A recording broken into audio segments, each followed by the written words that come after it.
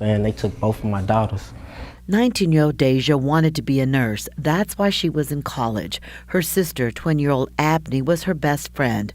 The two died together in Deja's dorm room Monday afternoon. Abney's 2-year-old son, Alan, was shot in the leg. He survived. The family wanted us to show video of baby Alan so people could see just how cruel the person who did this really is. Monday mornings on campus are supposed to feel alive. The shuffle of sneakers on pavement, the smell of coffee, and the nervous rush of students hurrying to class. For 19-year-old Deja Matz, it was the kind of morning that held quiet promise. Her books were stacked neatly on her desk at Texas A&M University, Commerce, and her laughter had already filled the hallway hours earlier. She was the kind of girl who never stopped smiling, bright, steady, ambitious. Deja was studying public health, hoping to help people live better, healthier lives. She called her mom almost every day, and her friends said she had a way of making everyone around her feel lighter. That weekend had been special. Her older sister, 20-year-old Abene Matz, came to visit, bringing along her 2-year-old son. Abene was the protective one, the sister who always made sure Deja ate, slept, and stayed on track. They spent the weekend laughing, trading stories about family, about dreams, about everything two sisters share when the world still feels safe. Inside that small dorm room in Pride Rock Hall, life felt normal. Two young women who adored each other, a toddler playing on the floor, the morning sunlight spilling through the blinds. If anyone had walked past that door, they might have heard giggles or a cartoon softly playing in the background. But behind the laughter, something else was quietly building, something that would shatter not only the calm of that morning but the hearts of everyone who knew them. Abene had been trying to move forward. She'd ended a difficult relationship and was trying to focus on her son, on peace, on starting over. Yet, like so many young women who try to reclaim their lives, leaving wasn't as simple as closing a chapter. The person she had been trying to separate from still lingered in her world, not in love, but in anger. That February morning, the calm was broken. In a flash, the ordinary rhythm of campus life turned into chaos. Students down the hall froze when they heard sharp sounds cut through the air. Doors locked. Messages flew across phones. Something's happening at Pride Rock. When officers rushed to the scene, what they found inside changed the campus forever. Two sisters, both full of promise, their lives suddenly silenced. Only the small child survived, crying in confusion, surrounded by a world that would never be the same. News spread within minutes. Parents called their children in panic. Friends gathered outside, holding one another in disbelief. The university, once alive with chatter and music, grew painfully quiet. No one could understand why. How could someone so full of life, so loved, become the center of such unimaginable tragedy? How could anyone justify the destruction of two bright futures in a place meant for growth and safety? As investigators pieced together what happened, the picture grew darker, one of jealousy, possession, and control. The sisters had done everything right. They sought distance, they looked for protection, they leaned on family. But sometimes, danger finds a way to slip through even the smallest cracks. In the days that followed, vigils filled the air with candlelight and tears. Classmates spoke about Deja's kindness, her dream of helping people. Family members remembered Abeni's courage, her devotion to her little boy. Together, they became symbols of something no one could ignore: how quickly love can turn into something dangerous when control replaces care. The campus still remembers them. Every February, candles flicker near Pride Rock, and their names are spoken with love and sorrow. Two sisters who came together for a weekend of laughter and left behind a story that would forever remind others to look for the signs, to protect those who feel trapped, and to never take safety for granted. They were not just names in a headline. They were Deja and Abene Matz, sisters bound by love until their final moment together. Before their names appeared on news headlines, before candles and memorials filled the night sky, Deja and Abene Matz were simply two young women navigating life together. Sisters, best friends, and a family's brightest lights. They grew up in Texarkana, Texas, in a close-knit home where laughter echoed through the walls. Their mother, Lakendra, worked hard to make sure her daughters had everything they needed. She was the kind of mother who pushed her girls to dream bigger, love deeper, and never settle for less than they deserved. The younger of the two, had always been the gentle soul. She was shy at first but carried a quiet confidence that came alive when she was around the people she loved. Teachers adored her for her dedication. Classmates admired her warmth. She had dreams of making a difference in people's lives, to one day work in public health and advocate for those who didn't have a voice. Her older sister Abinay was her opposite in many ways. Lively, outspoken, fiercely protective. She had a strength about her that Deja often leaned on. While Deja was soft-spoken, Abinay had fire. She loved hard, defended the people she cared for, and never hesitated to stand her ground. When Abinay became a mother, she took on that role with her whole heart. Her son became the center of her world, her reason to push forward when things got hard. She wanted to build a peaceful life for him, to give him the security every child deserves. Together, the Matz sisters balanced each other perfectly, the dreamer and the protector. By early 2020, Deja was in her first year at Texas A&M University Commerce, thriving as a college student. It was her first real taste of independence, living on campus, studying late, and forming new friendships.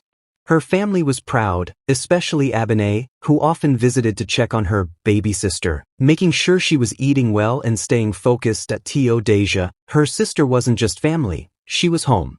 When classes felt overwhelming or homesickness crept in, a call or visit from Abinay made everything right again.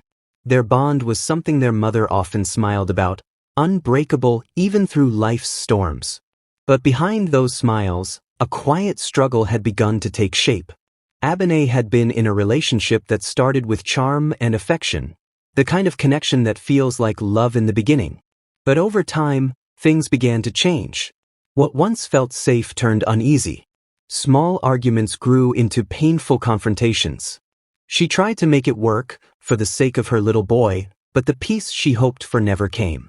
Loved ones noticed the shift in her tone when she spoke about him, the worry in her eyes that hadn't been there before. They urged her to focus on herself and her son, to take space, to start again. And that's what she did. By early February, she was trying to leave that chapter behind, visiting her sister on campus to find comfort and clarity, a small break from everything. Deja was thrilled to have her sister and nephew with her. To her, it felt like a reunion, a weekend to laugh, to share memories, to reset before diving back into her classes. Friends remembered seeing them together that Sunday night before it all happened. They smiled, chatted, and played with the toddler who filled the room with laughter.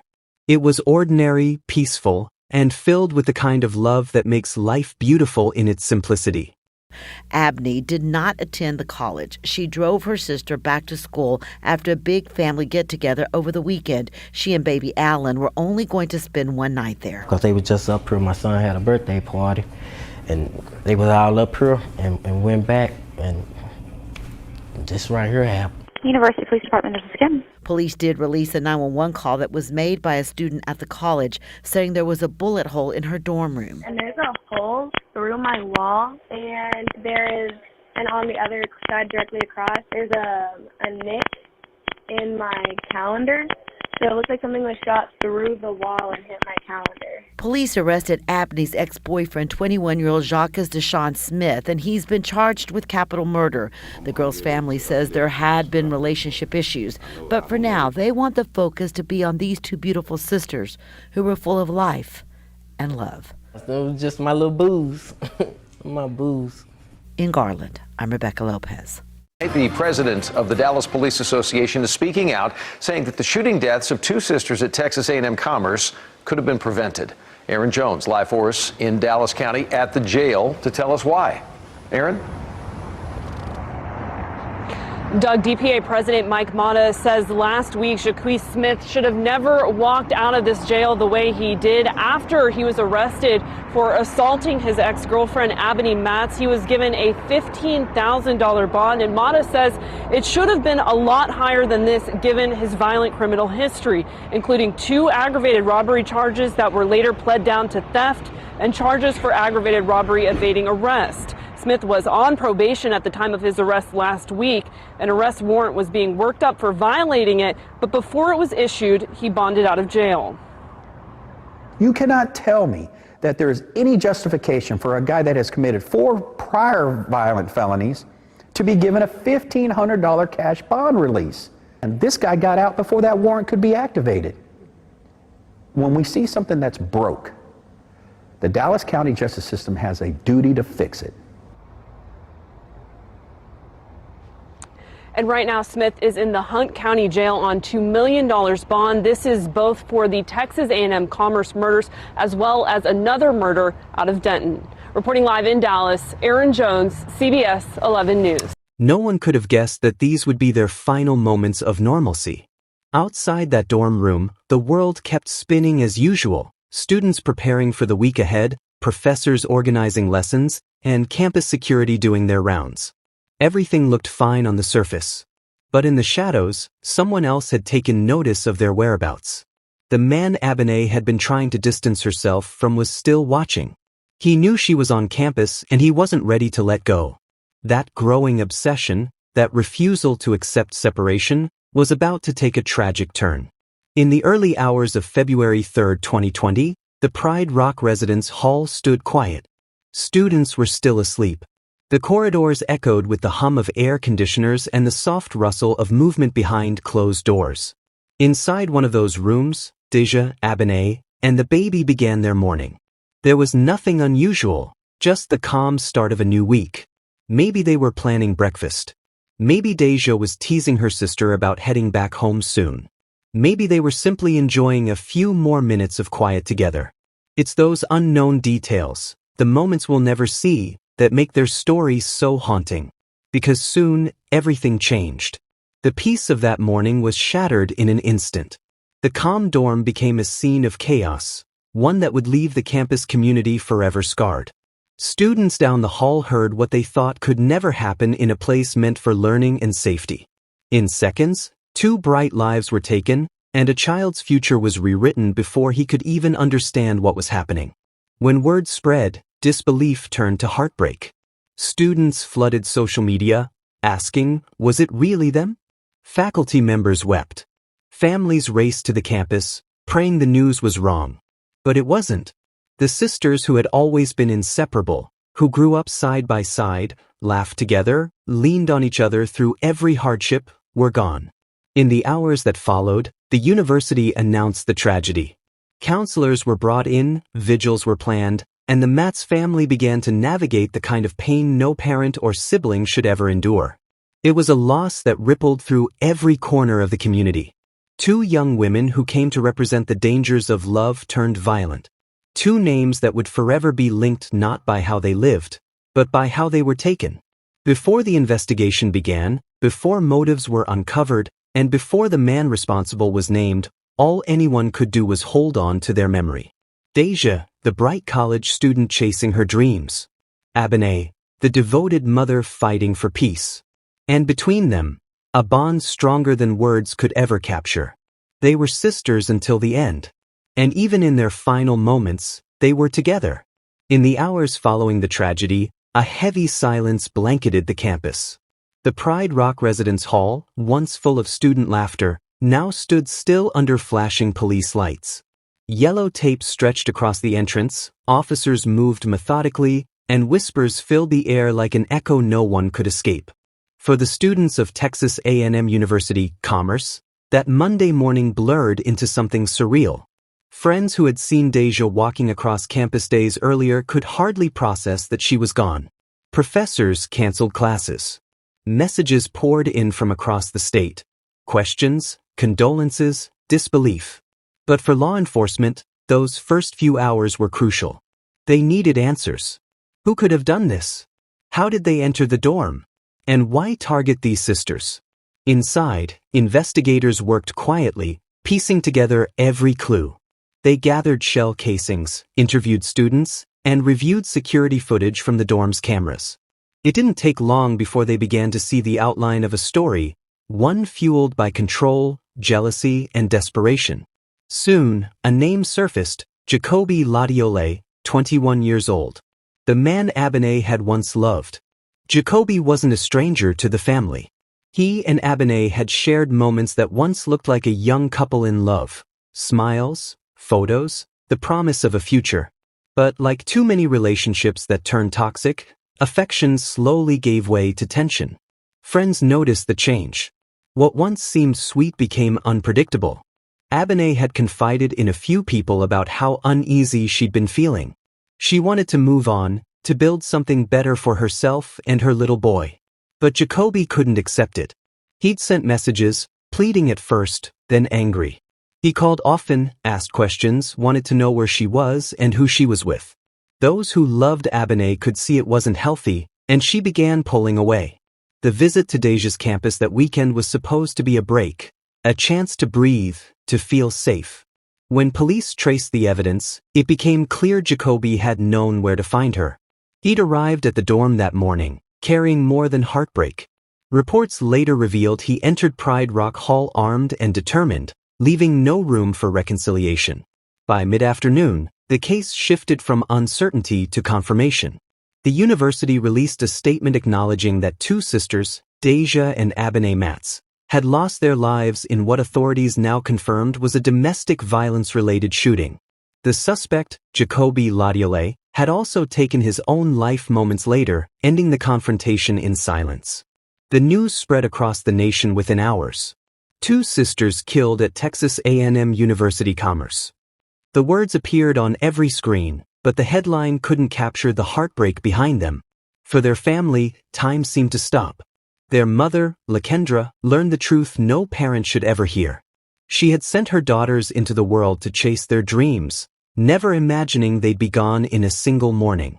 The weight of that loss was unbearable. At the same time, students struggled to understand what safety meant anymore. Pride Rock Hall had always been a place of comfort. Now, it felt haunted by memory. Friends placed flowers near the entrance, writing messages in chalk on the pavement. "We love you, Rest easy, sisters. You'll never be forgotten." As investigators continued their work, a clearer picture began to emerge. Jacoby had driven to campus intentionally. He'd brought the weapon with him. He wasn't a student. He had no reason to be there other than to confront Abene. Police later confirmed that the attack had been targeted. There was no random threat to other students. But for the community, that detail didn't make it easier. It raised deeper questions about how domestic violence can reach anyone, anywhere, even within the walls of a university dormitory. In the weeks that followed, the investigation shifted from evidence to understanding, a search for meaning in the midst of tragedy. Detectives interviewed family members, combed through phone records, and read messages that revealed a relationship that had long been troubled. Friends recalled how Abene had mentioned wanting a fresh start. She'd hoped to move away, to begin a new chapter for her and her son. She had dreams, too, of stability, of peace, of finally leaving the turmoil behind. But that morning at Pride Rock, her past had found her. The emotional fallout rippled far beyond the family. Students who had never met Deja or Abene felt the loss deeply. The campus counseling centers stayed open around the clock. Vigils were held, with hundreds gathering to light candles in the sisters' memory. Their photos, Deja's radiant smile, Abane's warm eyes, became symbols of resilience and a call for awareness. During one vigil, a student spoke softly into the microphone. They were here to build a future. We owe it to them to make this campus safer, to speak up when we see the signs. That message carried through the university's halls for months. Professors included discussions about healthy relationships in class. The administration partnered with organizations that support domestic violence prevention. What had happened was more than a tragedy, it became a turning point for awareness. But for the Matz family, awareness couldn't fill the absence. Their home, once filled with laughter, was now quiet. Deja's room remained untouched, textbooks still on her desk, photos still on the wall. Abane's son, too young to understand, often asked for his mother. Those moments were the hardest. How do you explain to a child that love can sometimes turn dangerous? Meanwhile, people who had once known Jacoby struggled with disbelief. Some said he'd always seemed kind. Others admitted they'd seen the warning signs: jealousy, control, anger that simmered just beneath the surface. In hindsight, the red flags were clear. The tragedy of Deja and Abane's story wasn't just in what happened, it was in how it could have been prevented. A young woman sought safety, but the system that should have protected her wasn't built fast enough to catch what was coming. Police reports confirmed that Abinay had previously been a victim of domestic assault. She'd been trying to move forward, to heal. But in a matter of minutes, the violence she tried to leave behind followed her into a space that should have been untouchable, her sister's dorm room. As days turned into weeks, tributes continued. Classmates described Deja's kindness and ambition. Friends remembered Abanay's courage and her love for her son. Together, they became more than victims. They became a reminder of how fragile safety can be when love turns into control. By the end of February, the investigation had closed, but the emotional wounds remained open. The university lowered flags to half-mast. The Matz family began the long process of honoring their daughters while searching for peace. The tragedy sparked statewide discussions about domestic violence awareness, particularly on college campuses. Organizations reached out to offer training and support to students and staff. And in every speech, every candlelight vigil, one message echoed louder than the rest. If you see something, say something. Because silence can be deadly. In a cruel twist, the sisters' bond, the very thing that had always kept them together, was also what brought them into the same room that day. They were together as always. Abinay had come to her sister for comfort, not knowing she was being followed. And though investigators could piece together the timeline, they could never fully explain the pain left behind. How does one measure the loss of two young lives, two futures, and a family's joy? Through the heartbreak, one thing became clear. Their story wasn't just about tragedy. It was about awareness, courage, and the need for change. Deja and Abanay's names would forever stand as a reminder that behind every headline is a heartbeat, behind every statistic is a family, and behind every silence, there might be someone waiting for help. They were sisters bound by love, taken by violence, and remembered by a world that refused to let their story fade. The silence after the final gunshot was deafening. It wasn't the kind of silence that follows peace. It was the kind that lingers like a scream trapped in the air, one that no one could hear but everyone could feel. The hallways of Pride Rock Dormitory at Texas A&M University Commerce were still, heavy with disbelief. Police lights painted the walls red and blue as officers moved cautiously through the building that had, only hours before, echoed with laughter and chatter. Now, it was a scene of unbearable loss. Two sisters, Deja and Abinay Matz, were gone. In one tragic morning, the Matz family lost their light, their joy, and their future. And the man responsible, Jacoby Ladiole, had turned the gun on himself, ending his life as well. For many, it seemed like the end of a nightmare. But for those left behind, it was only the beginning of a lifetime of pain, questions, and aching memories that would never fade. The news spread like wildfire. Text messages flew between students, family members called one another in tears, and soon, the world knew the names of Deja and Abinay. It didn't seem real. How could it? Just hours earlier, they had been alive, laughing together, planning the next steps in their lives. And now, their names were attached to words like tragedy, shooting, and victims. At first, it was chaos. The dormitory was evacuated, police sirens filled the campus, and news reporters crowded outside the university gates. Parents rushed to call their children, praying their voices would answer on the other end. But for one mother, those prayers went unanswered. For Lakendra Matz, the morning of February 3, 2020, would forever be frozen in time. She had sent her daughters to school believing she was preparing them for a brighter future, never knowing that future would be stolen in a single moment. Losing one child is unimaginable.